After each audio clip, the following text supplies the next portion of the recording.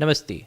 We move forward with our discussion on the atmosphere, and in this lecture, we shall have a look at atmospheric circulation and weather. Now, we had ended the previous lecture by looking at the differences in temperature in different regions of the earth. We looked at different factors that govern the amount of heat that comes into an area, and we saw that near the equator we have a surplus of heat and near the poles we have a deficit of heat.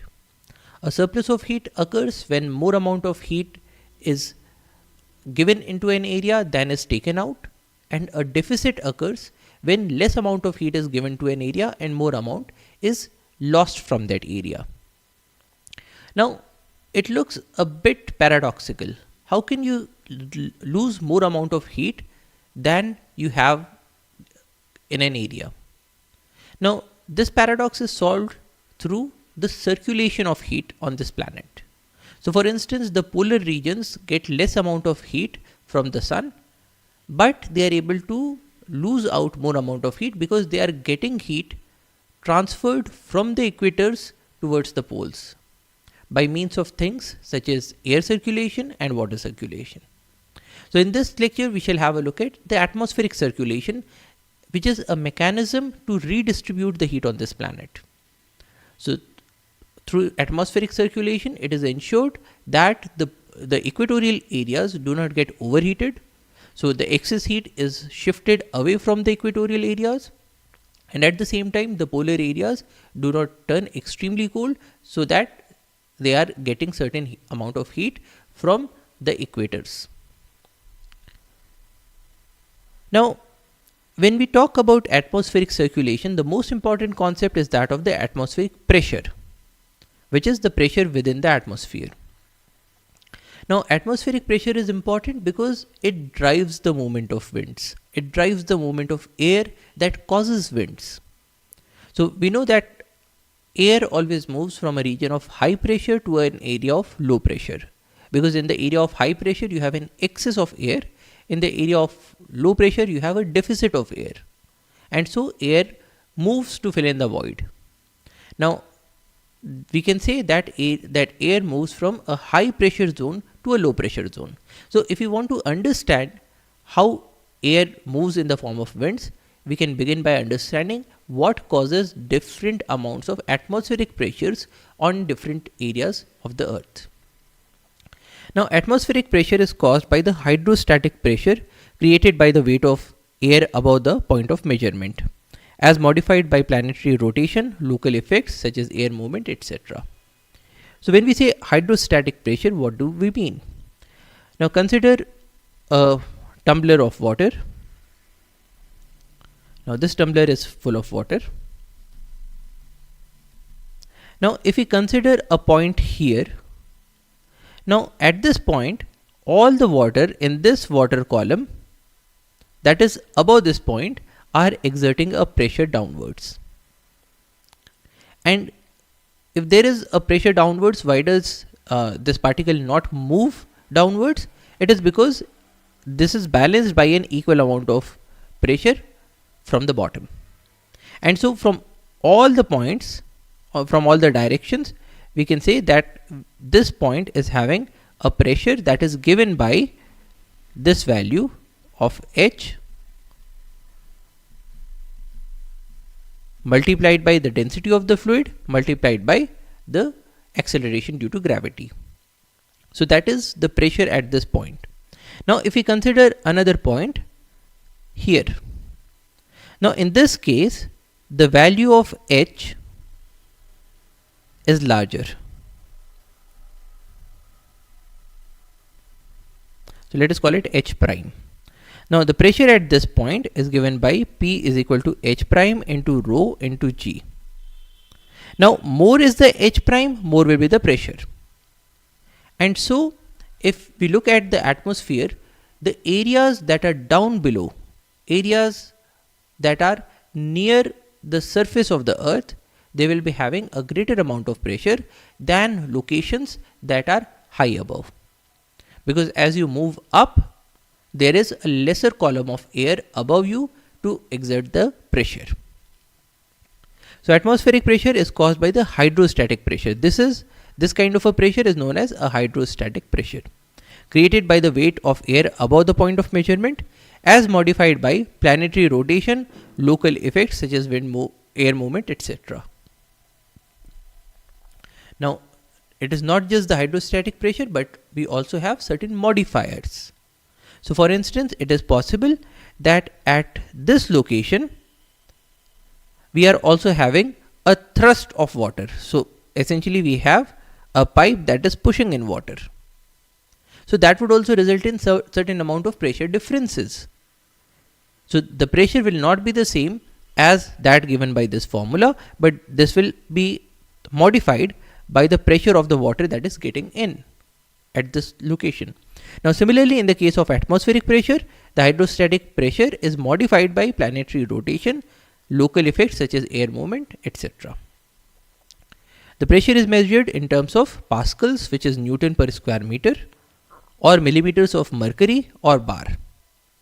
Now, millimeters of mercury refers to the fact that traditionally we have been using barometers. Now, a barometer technically is a glass that is completely filled up with mercury. So, this glass tube is filled up with mercury, and then this glass tube is inverted into a vessel that contains mercury. Now, when this glass tube is inverted, then certain amount of mercury will flow into this vessel, and so we will get a vacuum created here. So, this area will now get a vacuum because certain amount of mercury has flowed from this tube into the vessel. Now, the height of this column is an indication of the amount of atmospheric pressure. Why? Because when you consider this tube, then this much amount of mercury it is not going down into the vessel, because it is being balanced by the atmospheric pressure that is acting on this free surface of the vessel. And so, the height of this mercury column can give us the atmospheric pressure. If the pressure increases, then this height would increase, the amount of vacuum would reduce. If the pressure reduces, then the height will go down. Now, the standard atmosphere or the standard atmospheric pressure is defined as 101,325 pascals, which is equivalent to 76 centimeters of mercury or 760 millimeters of mercury. And we also call one atmospheric pressure as equal to 1 bar. So, you will also hear or you will also read that in certain charts we are saying that the pressure is 900 millibars. Now, 900 millibars would mean 900 millibar is 900 divided by 1000 bar is 0.9 bar, and because 1 bar is equal to 760 millimeter of mercury, so 900 millibars will be equal to 0.9 into 760 millimeter of mercury. So, we can convert between these units by dividing them by the constant factors. Now, the air movement is caused because of pressure differences. The bulk movement of air is called wind, and wind is described in terms of its direction and speed, which means that wind is typically taken as a vector quantity. It has a magnitude and a direction. So, when we draw a chart with wind patterns, we'll typically draw it something like this. So, at this location, this is the wind. At this location, the wind is like this. At this location, the wind is like this. So, these arrows are telling us the direction in which wind is moving, and the length of the arrows is telling us the speed of the wind. Now, the direction of the wind is measured using wind vanes, and the speed of the wind is measured using anemometers. Winds are created by a net force acting on the air. So, what causes the wind? The wind is caused because the air is being pushed by certain forces. Now, if the forces balance each other out, then there will be no wind. But if there is an unbalanced force, then that force will be able to push the air in a certain direction with a certain speed, which will result in a wind. Differences in air pressure result in winds, where the air moves from higher to lower pressure areas. Now, we can classify the winds on the basis of their speeds using the Beaufort scale of wind speed. Now, here we have the Beaufort numbers from 0 to 12, and if the wind speed is less than 2 kilometers an hour, we'll say that it's a calm wind. If it is between 2 to 5 kilometers per hour, it's a light air. 6 to 11 is a light breeze. Then we have gentle breeze, moderate breeze, fresh breeze, strong breeze, high wind, gale, strong gale, storm, violent storm, and a hurricane force. So, as the wind speed increases, we have an increase in the Beaufort number from calm to hurricane force. So, calm is the smallest wind speed and hurricane force is the largest wind speed. Now, the pressure that is there on different locations is given by this formula, which takes into account the non-zero lapse rate. Now, lapse rate is the rate at which temperature decreases as we move up. Now, when we were talking about a fluid such as water or a fluid such as mercury, then temperatures will not play a very large role because these fluids do not expand very much. But when we are talking about air, so air being a gas or a mixture of gases, it expands a lot when it is heated. And so the amount of pressure that you will have in an area will not only be governed by the altitude, but it will also be governed by the lapse rate which is there on that particular planet or celestial body. And so we write pressure is equal to PB, which is the reference pressure, multiplied by TB, which is the reference temperature, divided by TB plus LB, which is the temperature lapse rate, into H minus HB, which is the height at which the pressure is calculated minus the height of the reference level. Typically, we take the reference level as the sea level, and this portion is raised to the power gm by r lb, where g is the acceleration due to gravity, 9.8 meter per second square.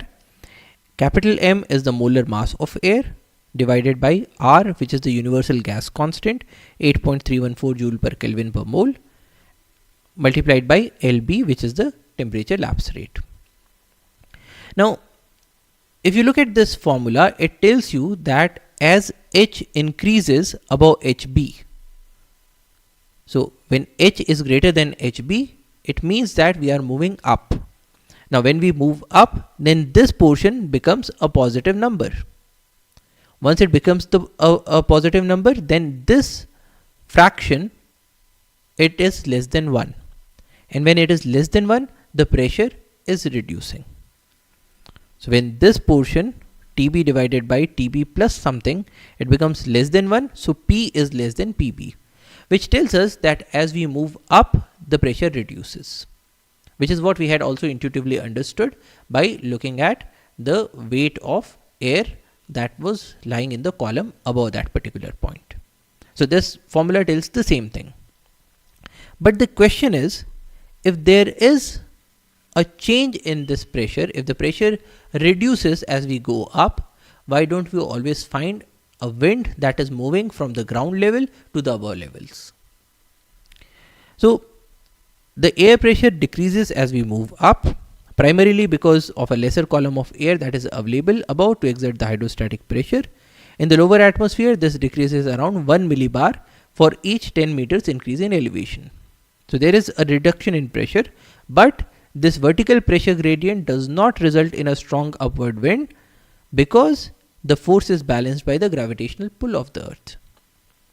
By which what we are saying is that if you consider this to be the earth's surface, when we consider a parcel of air here, so there is a pressure that is acting from the weight of the column that is above, but at this ground level the amount of pressure is much larger. So here you have PB and here you have P, and so the net force that is acting on this parcel is given by this value. Now PB is greater than P, so you have PB minus P multiplied by A, which is the area of the cross section of this parcel. Now this is the pressure that is acting upwards, but this pressure is exactly counterbalanced by the gravitational force which is pushing it down, which is given by mass into acceleration due to gravity. So both of these balance each other out, because of which we do not find a strong upward wind movement, even though at the ground level the pressure is high, and as we move up the pressure reduces. So intuitively, if we disregarded gravity, we would have expected a strong wind moving from ground level to upwards, but because of gravity this thing does not happen. So what happens is a horizontal distribution of air pressure resulting in winds. So we do not find a lot of vertical winds, but we find a lot of horizontal winds.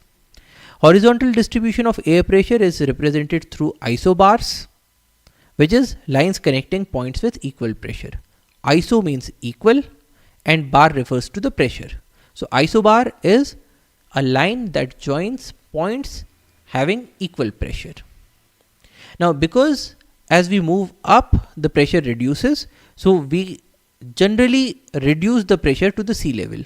So we make use of this formula, and so if the pressure is noted at a point which is at an altitude, then we convert this pressure into PB by using this formula, and this pressure is generally written at, say, the sea level, or say something like 100 meters above sea level or 30 meters above sea level.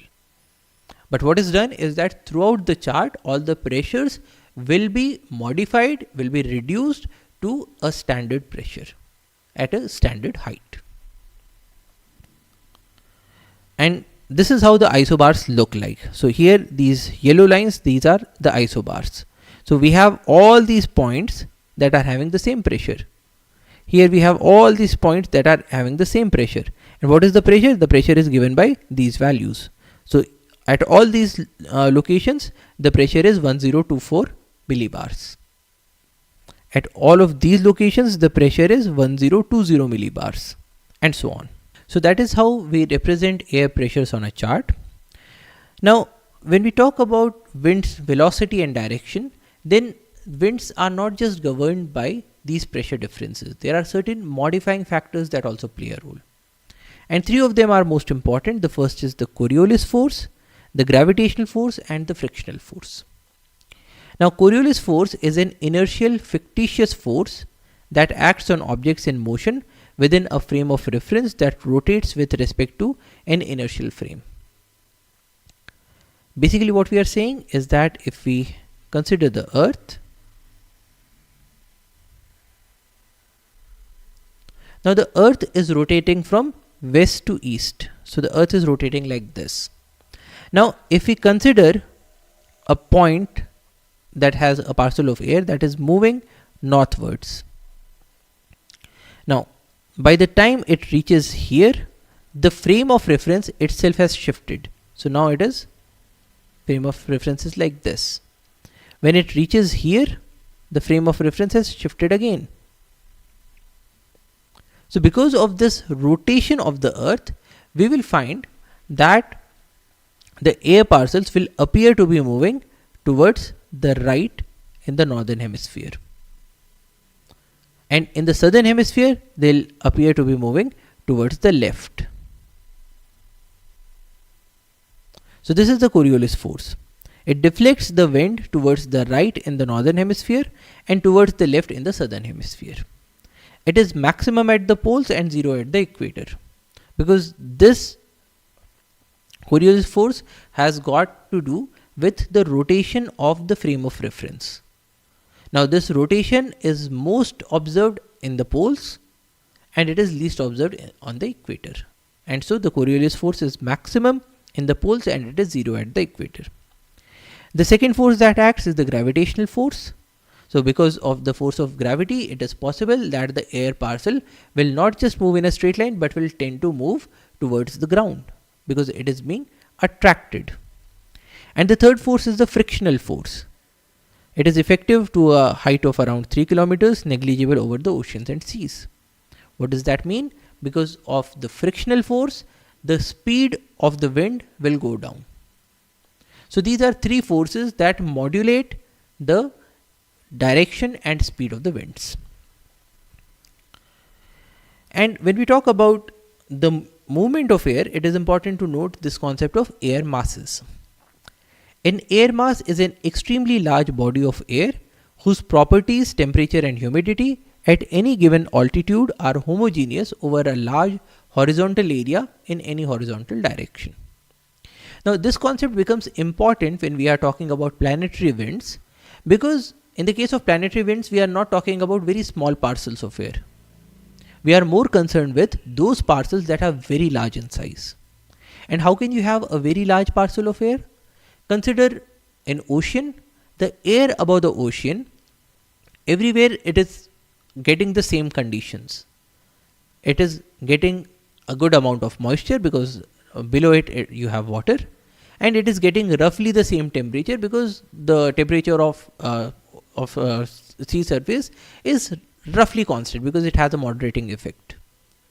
And so when the air stands on this ocean or sea surface for a long period of time, it will have the characteristics of this surface. That is, it will be moisture laden and it will be having the temperature which is corresponding to the temperature of the sea.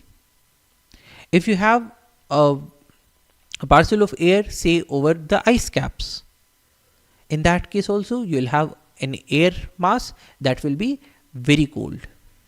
So the characteristics of the air are determined by the characteristics of the surface over which this air has been lying for a long period of time.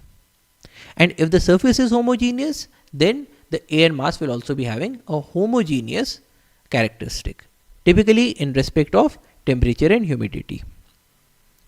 Air masses are formed when air resides over a large homogeneous area for a long period of time. So the source areas for air masses should have large and uniform surface composition, essentially flat areas. So they are large areas because air masses are large in size, and they are uniform so that the whole of the air mass gets a uniform characteristic, especially in terms of temperature and humidity. The second characteristic is that there should be little or no surface winds, because if there were surface winds, then in that case the properties of the air from one place to another will vary, and in that case we will not call it an air mass. So when we are talking about air masses, we are talking about very large parcels of air that are roughly homogeneous everywhere. And so now we can talk about their interactions. Interaction of a hot air mass with a cold air mass, or interaction of a dry air mass with a wet air mass. Now, because these are large in size, so their impacts on the planetary scale are also much greater. So we are not talking about local winds, we are talking about large scale air masses. Now air masses are classified according to the source region. They can be polar if they are coming from the poles. They can be tropical if they are originating in tropical areas. They can be continental if they are originating over land, or they can be marine if they are originating over water. And so we can have four different combinations: continental polar, continental tropical, marine polar and marine tropical. Now typically polar air masses will be colder, tropical air masses will be warmer. Continental air masses will be drier because they are originating over land. Marine air masses will be wetter because they are originating over water bodies. So CP will be continental, it means it's dry. P means polar, it is cold. CT, continental, is dry, and tropical means it is hot. MP, marine, means moist, and P, polar, means it is cool. MT, M, marine, means moist, and T, tropical, means warm. So you have these four major classes of air masses. And when air masses meet, we have fronts. So fronts are the transition zones between air masses of different properties. So now we are talking about what happens when two air masses meet. So when they meet, they generate a front. And we have four different types of fronts. First is stationary front, when there is no movement over between the air masses. So the air masses are stationary. In that case, we'll call it a stationary front. Then we have a cold front, when the cold air is displacing the warm air. So what we are saying here is that you have a cold air mass. So this is cold, and you have a warm air mass. Now what happens when the air moves like this? The cold air is pushing over the warm air. In that case, the front that gets generated is a cold front. A warm front is when a warm air is displacing the cold air, meaning that we are not talking about this situation, we are talking about this situation. The warm air is pushing the cold air. Then you have a warm front. And we also have an occluded front, which is formed when a cold front overtakes a warm front, meaning that we began with this situation. So you have a cold air, you have a warm air, and you have another cold air. Now in this case, the air is moving like this.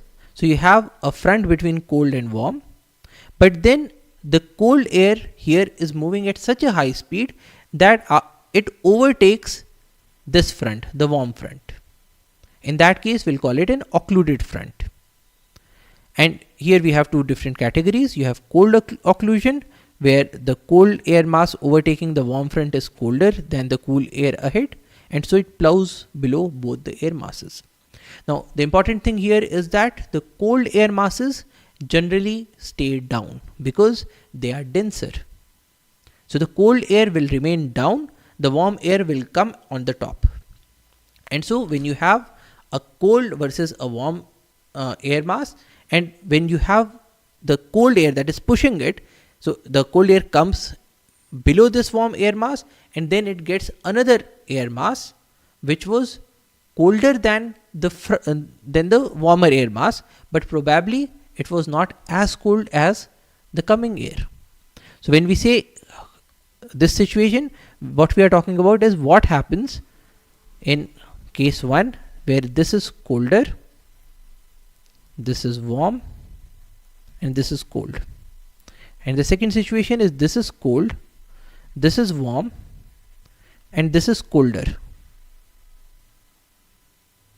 So, or let us say that this is the coldest air. So what happens in these two situations? So these are the two occlusions, cold occlusion and warm occlusion. The cold occlusion happens when the cold air mass overtaking the warm front is colder than the cool air ahead. So in this case, this is the cold occlusion. So in this case, the coldest air, so when the coldest air interacts or pushes against the warm air will go up, and the coldest air will come below it. Now you have the cold air, and in this case what will happen is when it moves further, you will have the coldest air down and this cold air on top. And so essentially the whole of this warm air mass will be lifted. In the case of the warm occlusion, the cold air mass overtaking the warm front is warmer than the cold air ahead, and so it rides over the colder air while lifting the warm air. So in the case of the warm occlusion, what happens is that when this cold air is pushing here, and it is the fastest air, so you'll have the situation where the cold air gets to the bottom, the warm air floats on the top, but this cold air now does not get below this coldest air. The coldest air remains at the bottom and the cold air rides on top of it. And both of these result in very different situations. So this is a stationary front. You have warm air and cold air and there is no movement. This is a warm front. So the warm air is pushing against the cold air. The warm air being lighter, it gets on the top and it creates a gently sloping front, which is the warm front. This is a cold front. So in this case, the cold air is pushing against the warm air. The cold air being denser, it remains at the bottom and it creates a very steeply declining cold front. And an occluded front occurs when the cold air gets or it moves at such a fast speed that the cold front has now overtaken the warm front. Now, with these backgrounds, we can now talk about the general circulation of air in the atmosphere. So, the general circulation is governed by the latitudinal differences in energy surplus and deficit, which govern the temperature. So, essentially, near the equators, you have higher temperatures, near the poles, you have colder temperatures. Now, these result in very different air masses, and these air masses then, when they interact with each other, they result in different wind patterns on this planet. So, the general circulation is governed by the energy that arises out of the differences in energy surplus and deficit. Now, we have the emergence of pressure belts as a result of convection and subsidence of air. Now, what we are talking about here is that if you have an area that is getting hotter, the air here will get warmer and it will rise, because the warm air is less dense, so it will rise, and as it rises, it will lose its temperature, it will lose the heat, because in the upper layers it is colder. Once it becomes cold, it becomes denser and it goes down, and once it goes down, here you have a deficit of air because the air is moving up, so there is a vacuum like situation that is getting created. Here you have an excess of air because so much amount of air is coming down, and so this air will now move in this direction. So this creates a loop like pattern, it creates a convectional loop. So we have the emergence of pressure belts as a result of convection and subsidence of air. In those areas where you have convection, where the air is moving up, you will have a situation of low pressure near the Earth's surface. And in regions where you have a subsidence of air, so much amount of air is coming down that you will have a high pressure in these areas where you have subsidence. Now, these pressure belts that get created, they migrate with the seasons. Why? Because if you consider the Earth is tilted. So essentially what that means is that we have summer seasons when the sun is moving either towards the North Pole or towards the South Pole. So the sun is not always shining here at the equator. When the sun shifts to the north, you have the summers in the northern hemisphere. When the sun shifts to the south, you have winters in the northern hemisphere. And so the sun is moving relatively to the equator.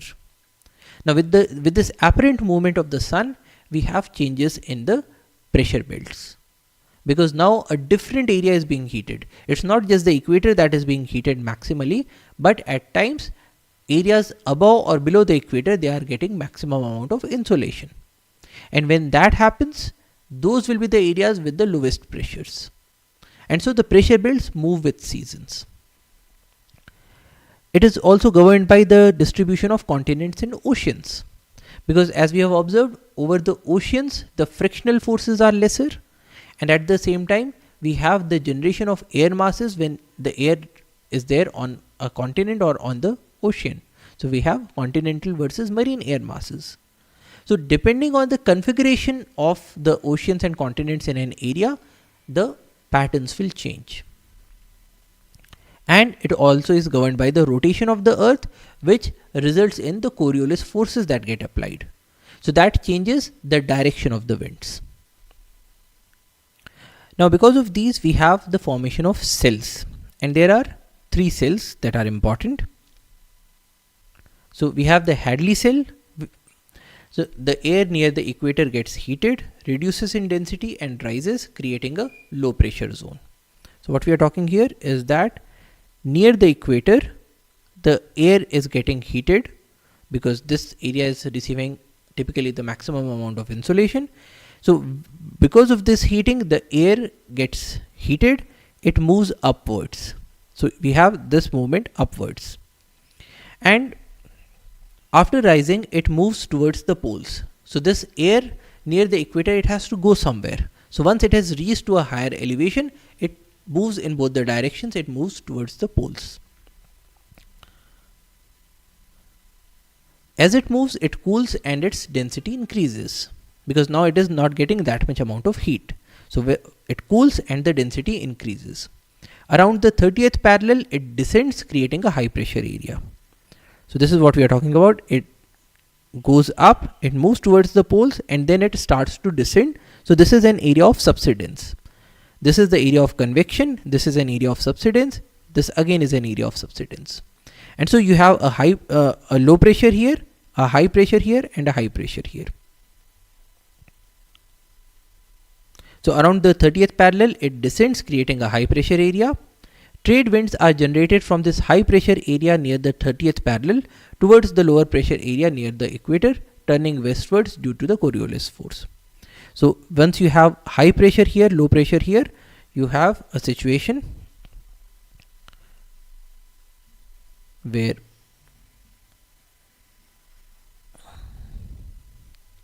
so this portion is having a low pressure, this portion is having a high pressure, and this portion again is having a high pressure. Now because air moves from high pressure to low pressure areas, so in this case the movement should be like this. But because of the Coriolis forces, in the northern hemisphere, the winds turn towards their right. So the winds will turn like this. In the southern hemisphere, the winds should have been going like this.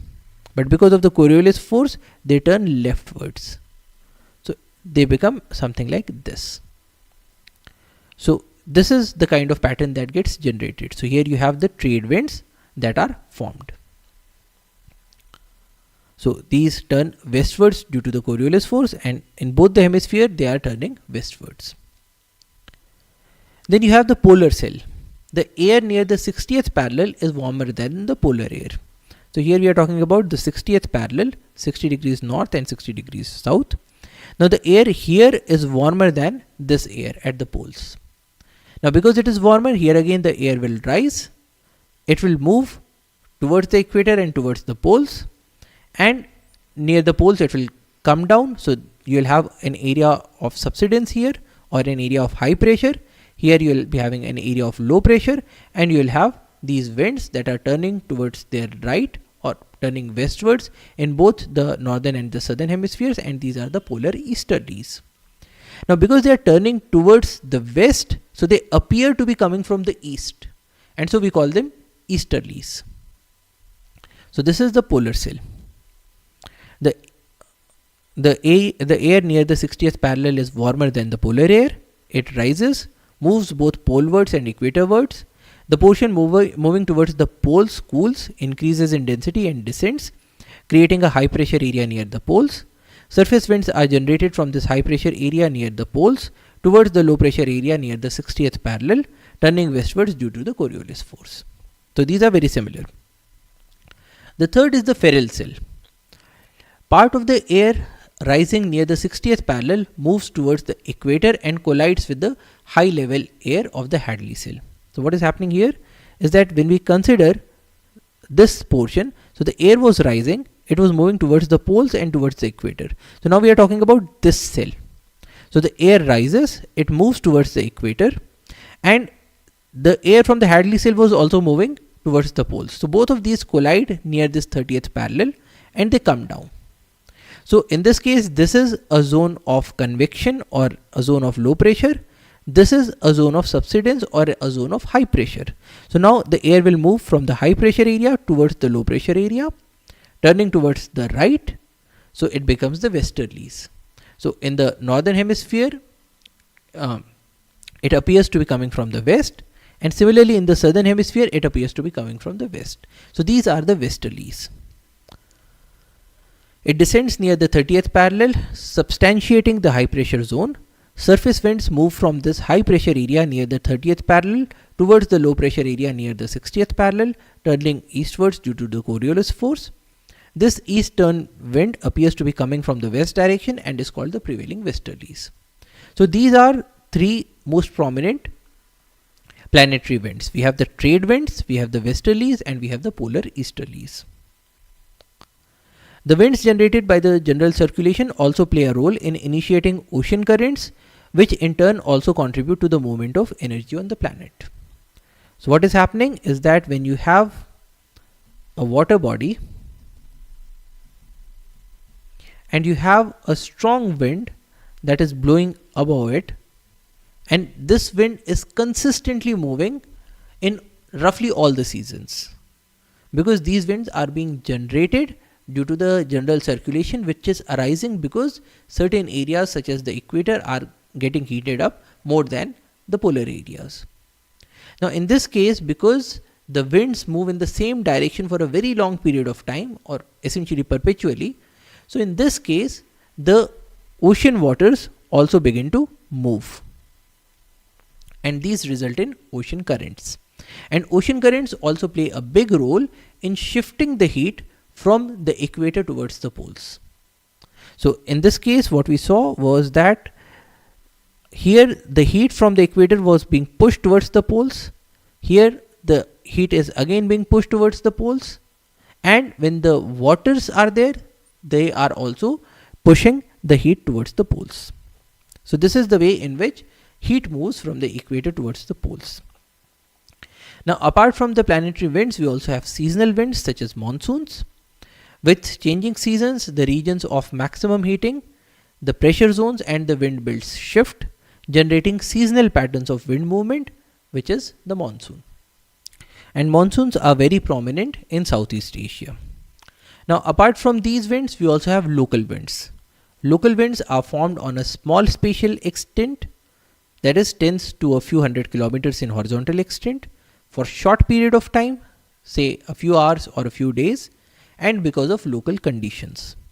They are classified as periodical winds that occur periodically, such as land and sea breeze, mountain and valley breeze, or non-periodical local winds which are present during a season, often due to adiabatic heating and cooling or passage over hot or cold areas, and are further classified into hot winds and cold winds. Now what is adiabatic heating and cooling? Adiabatic heating and cooling means heating and cooling of something without an addition or subtraction of heat or thermal energy. So essentially what happens is, if you take a parcel of air and if you compress it, then because of this compression, this parcel of air will get heated up.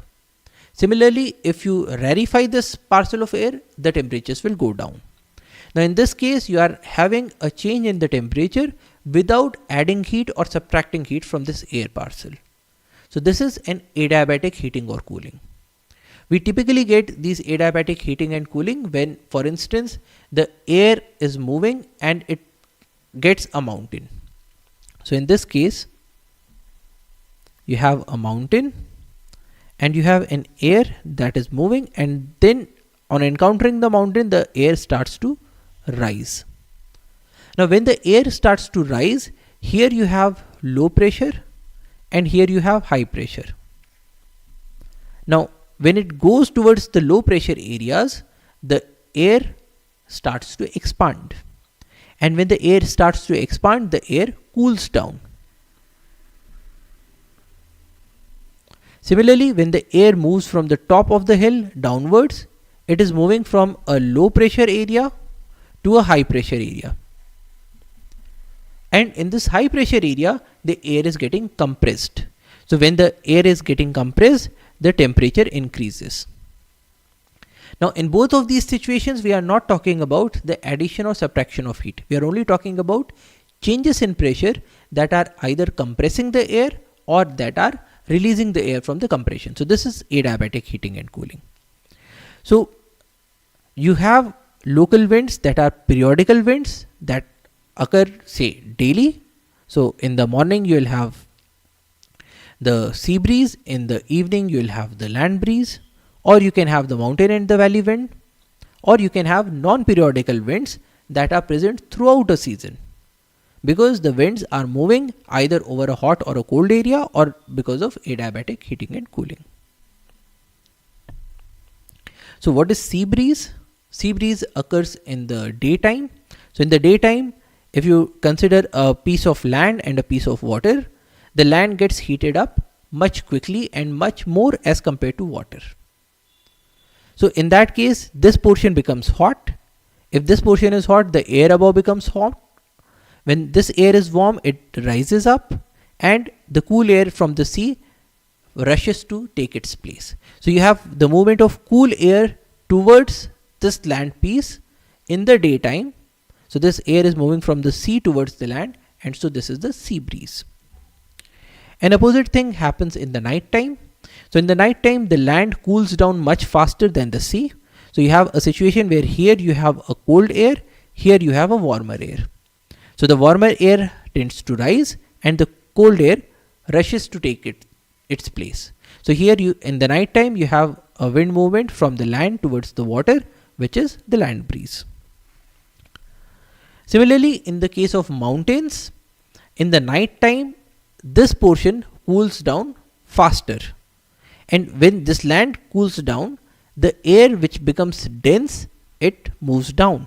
And so you have a perpetual movement of cold air from the mountain slopes towards the valley. And coming from the mountain, this is known as a mountain wind. In the daytime, what happens is that this portion on this aspect which is facing the sun, it heats up more than the valley. And if this portion heats up, the air becomes warmer, it rises, and the cold air rushes to take its place. And it is called the valley wind. Another big atmospheric circulation is cyclones. And we have two different kinds of cyclones. We have tropical cyclones and we have extratropical cyclones. Tropical cyclones are violent storms originating over warm tropical oceans where temperatures are greater than 27 degrees Celsius. So over warm tropical oceans with high temperature, it means that the air here is humid and the air is warm. Now, if the air is warm, the air will move up. Now, when the air moves up, it cools. When it cools, and because it is full of moisture, there will be rainfall. When there is rainfall, you have a conversion of water vapor into water with a release of heat. And this process moves heat from the lower layers, from near the sea surface towards the higher layers of the atmosphere. So this is the driving force. So tropical cyclones originate over warm tropical oceans in regions where the Coriolis force is appreciable, because of which the winds go round and round, with little or no variations in vertical wind speed. Otherwise, it would have led to a balancing of the air pressures and upper divergence over the sea level system. So the warm air that is rising up, it has to go somewhere. So it diverges in the upper layers of the atmosphere. So the air is moving up, and near the sea surface, the air is moving towards the cyclone, then it rises up and then it spreads out. And it is facilitated by a pre-existing weak low pressure area. A low pressure area ensures that wind is moving towards the low pressure zone to jumpstart the cyclone. So when we talk about warm tropical oceans, so these are the areas where we typically get the cyclones. They are known by different terms like typhoons or cyclones or hurricanes in different areas. Now, tropical cyclones are powered by the energy released through condensation of water vapor in the clouds. Thus, the cyclone is powered by warm sea waters and rapidly loses energy upon landfall. So because it is dependent on the warm water of the seas or oceans, so as soon as a cyclone enters into a land area, it makes a landfall, this source of energy gets cut and the cyclone rapidly dissipates. The warm moist air spirals rapidly with speeds up to 250 km per hour which as you'll remember is Beaufort scale 12, around a central eye, forming large circulatory systems up to 1200 kilometers in diameter. So these are large circulatory systems. Upon rising, clouds form and torrential rains occur. So this is how it will look like. The cyclone will have a central eye and it will have a movement of air that is going round and round in circles. The warm moist air rises, it leads to a torrential rainfall, and this is how the cyclone will propagate. This is a figure that shows the wind speeds in a cyclone, and typically you will find that in certain in the eye area the wind speed is less, but around it the wind speeds are very high. Now cyclones do not form near the equator because the action of Coriolis force is of paramount importance for the functioning of cyclones. Now we have seen before that the Coriolis force is highest near the poles and is lowest or nearly zero near the equator. Now near the equator, when the Coriolis force is zero, so in that case the air will rapidly fill up the low pressure area. So the Coriolis force acts perpendicular to the pressure gradient force, which itself is perpendicular to the isobars. So basically what we are talking about is that if you talk about these two regions, this is high pressure, this is low pressure. Now the wind movement is perpendicular to these isobars. So this is the wind movement, and the Coriolis force is perpendicular to this wind movement. So it is parallel to the isobars. And when you have the Coriolis force acting, then winds blow around a low pressure area to form the cyclones. So what is happening is that when you have a low pressure area and you have a surrounding high pressure area, the air which was trying to move towards this low pressure area, what is happening is it is turned towards the right. Then it again tries to move here, but it again is turned towards the right. It again tries to move here, it is again deflected to the right. So what happens is that now the air is moving like this.